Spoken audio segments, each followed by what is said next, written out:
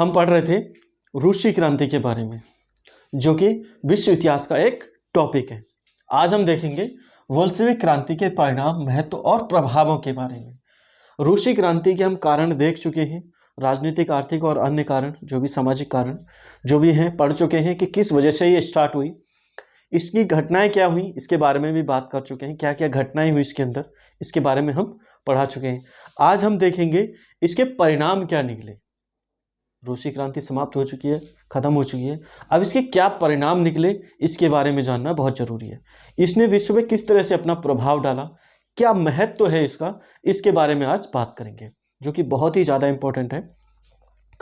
रूसी क्रांति कोई छोटी मोटी क्रांति नहीं थी, ये इतनी बड़ी क्रांति थी कि इसने पूरे विश्व में बहुत ज्यादा प्रभाव डाला। दूसरे देशों की नीतियां बदल डाली, उसको अपने अकॉर्डिंग ढालने पे मजबूर कर दिया। भारत में भी इसका बहुत ज़्यादा प्रभाव पड़ा। जो पंचवर्षीय योजनाएं हमारे स्वतंत्रता संग्राम के बाद लागू की गई हमारे देश में, वो रूस के प्रभाव की वजह से ही लागू की गई थी। क्योंकि पंचवर्षीय योजनाओं को अपनाने से, समाजवाद अपनाने से जो रूस ने तरक्की की थी उसको विश्व ने देखा था। तो विश्व भी चाहता था, विश्व के देश चाहते थे कि हम भी इस तरह की तरक्की करें। रूस पहले क्या था और नीतियां अपनाने के बाद जो भी क्रांति हुई थी उसके बाद क्या हुआ, ये सभी चीजें विश्व के देशों ने देखी थी। इसी वजह से उससे थोड़ा प्रभावित होकर बहुत सारे देशों ने इसकी नीतियों को अपनाया था। इसके बाद विश्व में भी जो रूस था उसका प्रभाव बहुत ज्यादा पड़ा, एक महाशक्ति के तौर पर उभर के आगे निकला। तो इसको एक वीडियो में खत्म कर देना पॉसिबल नहीं है। ये बहुत ज्यादा बड़ी क्रांति थी और इसके प्रभाव भी बहुत ज्यादा बड़े हुए थे। तो इसको पॉइंट टू पॉइंट पढ़ाना बहुत जरूरी है, जो कि हमने अपने वीडियोस में किया है। तो आज हम देख लेते हैं इसके प्रभाव, इसका विश्व पर और रूस पर क्या प्रभाव पड़ा। आज हम रूस पर प्रभाव देखने वाले हैं। तो रूस पर इसके क्या प्रभाव पड़े, इसका पहला पॉइंट है निरंकुश राजतंत्र की समाप्ति। जब बोल्शेविक क्रांति हुई 1917 में, और वहां पर जार का शासन खत्म कर दिया गया, उसको मिटा दिया गया, जार को और उसके परिवार को गोलियों से भून दिया गया इस क्रांति के अंदर। इसके बाद वहां पर साम्यवादी सरकार की स्थापना हुई और इसने सभी के हितों की बात की, मतलब जनता के हितों की बात की। तो इस तरह से इस क्रांति ने रूस में जार के शासन को, जार निकोलस द्वितीय जो था उसके शासन को खत्म कर डाला। इसके बाद रूस का विश्व युद्ध से अलग होना। जैसे ही जार का शासन खत्म हुआ तो जो भी नई सरकार आई बोल्शेविक क्रांति के बाद, जो भी नई सरकार आई, साम्यवादी सरकार, जो कि लेनिन के नेतृत्व में सामने आई, उसने जैसे ही क्रांति हुई और वो जैसे ही प्रेसिडेंट बने, प्रधानमंत्री बने वहां के, उन्होंने शांति पे हस्ताक्षर कर दिए जर्मनी के साथ। ये ब्रेस्ट लिटोवस्की संधि के तहत जो भी हस्ताक्षर किए थे जर्मनी के साथ, ये रूस के द्वारा कर दिए गए। इसको ब्रेस्ट लिटोवस्की संधि कहा जाता है, जब ये रूस विश्व युद्ध से अलग हुआ था। इसमें बहुत सारा हिस्सा, रूस का बहुत सारा हिस्सा जर्मनी को देना पड़ा, क्षतिपूर्ति भी काफी देनी पड़ी थी। और 1917 को रूस उससे अलग हो गया था। 1915 में शामिल हुआ था विश्व युद्ध में और 1917 को अलग हो गया था।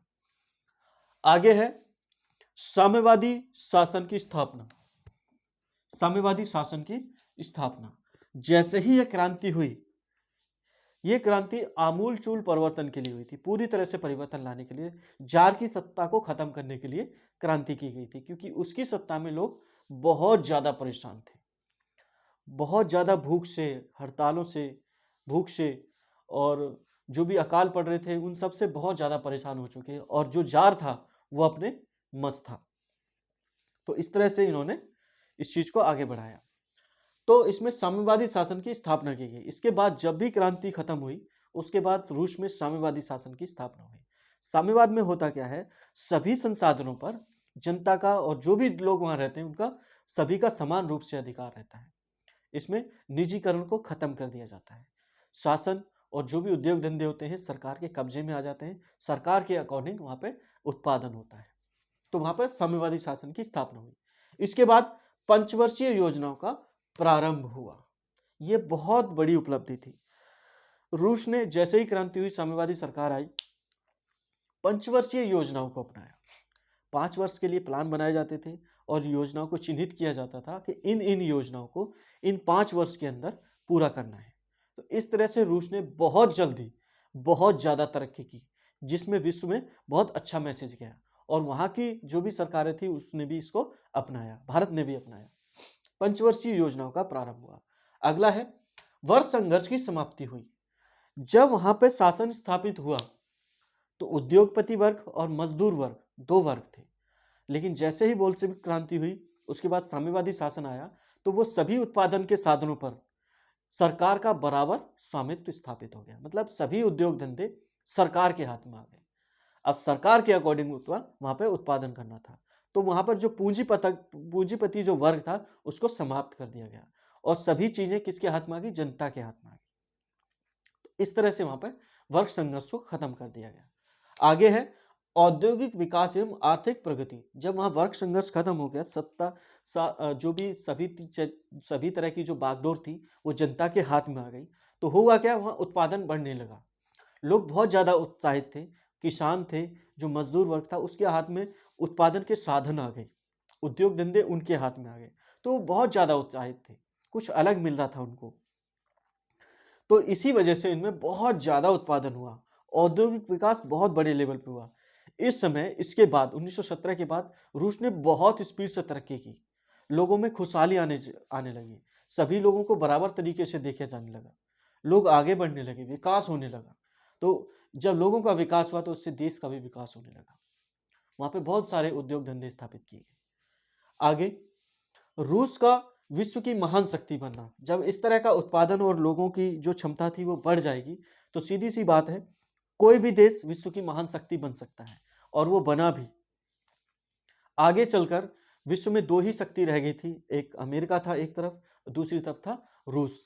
रूस से पश्चिमी देश बहुत ज्यादा चिढ़ते थे, बहुत ज्यादा परेशान थे कि ये किस तरह से तरक्की कर सकता है, यहाँ तो साम्यवाद है और हमारे देश में पूंजीवाद है। तो इनकी नीतियों से काफी परेशान थे, क्योंकि सभी तरह के जो उत्पादन के साधन थे उन पर सरकार का स्वामित्व था। सरकार बोल रही थी कि आपको इस तरह से उत्पादन करना है और इतना उत्पादन करना है। इसमें लोगों की भलाई के लिए सोचा जा रहा था, निजी हित के लिए इसमें नहीं सोचा जा रहा था। इससे क्या हुआ? बहुत ज्यादा उत्पादन हुआ और लोग काफी उत्साहित थे, और इसका पूरे विश्व में क्या हुआ? एक्सपोर्ट होना स्टार्ट हुआ। यहां से रूस की जो भी तरक्की थी बहुत ज्यादा स्पीड से आगे बढ़ने लगी। तो इस तरह से रूस ने काफी तरक्की की और वो विश्व की एक महान शक्ति बन गया। जब वो द्वितीय विश्व युद्ध में शामिल हुआ तो वो उस समय बहुत ज्यादा पावरफुल था।